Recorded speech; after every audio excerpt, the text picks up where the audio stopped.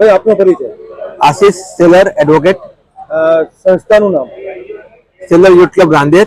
આજે કઈ જગ્યા પર શું કાર્યક્રમ રાખવામાં આવ્યો? આજે ભાણકી સ્ટેડિયમ ખાતે સુરત રક્તદાન કેન્દ્ર અને સરદાર વલ્લભભાઈ પટેલ બ્લડ બેંક ના સહયોગથી 18મો રક્તદાન કેમ્પનું આયોજન કરવામાં આવ્યું છે।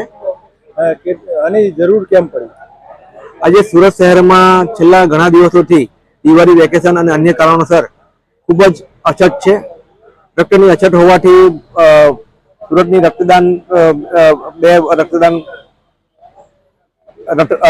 બ્લડ બેંકો દ્વારા અમારો સંપર્ક કરીને શોર્ટેજને કારણે બ્લડ કેમ્પ યોજવા માટે અમને વિનંતી કરવામાં આવી હતી અને એના અનુસંધાને અમે આજે અઠવાડિયાના શોર્ટ ટાઈમમાં જ અમે આ બ્લડ કેમ્પનું આયોજન કર્યું છે।